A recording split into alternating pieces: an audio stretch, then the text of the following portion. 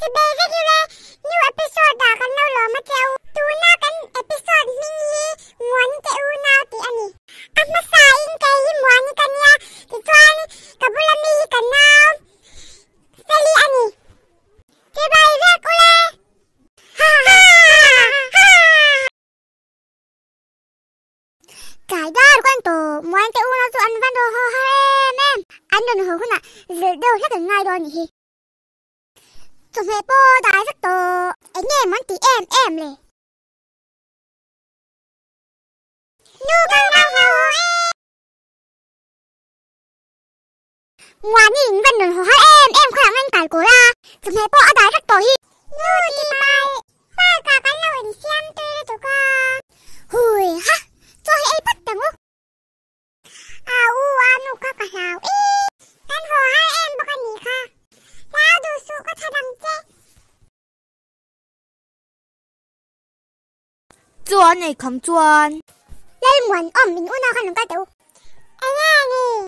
in hồ hal vào in chúng hệ bộ ở đại chứ cả chủ bằng chuẩn nên in về thì phải rất cần chứ ole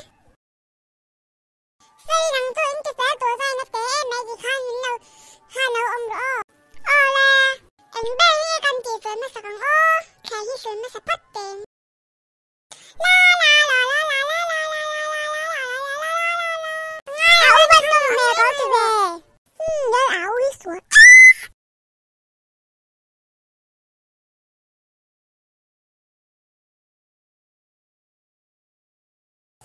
cái giàu ta yeah nó cái giàu thì phải rất mồ vain thì phải rất phải khóc mày khi ta tổ bốc xem tổ đâu ole Muani tụ phải mất mày Sali akila ngay mudu asira akila ole jam masaro Sali mình mati kau kala kilawanya di tontak Zani nami venga lepa kan silawata Mandi kau tanin venga se kwa avaya mazwa amen Chẳng cài giáo ta Sao Zani nami venga lepa kan silawata Mandi kau tanin venga se kwa avaya mazwa amen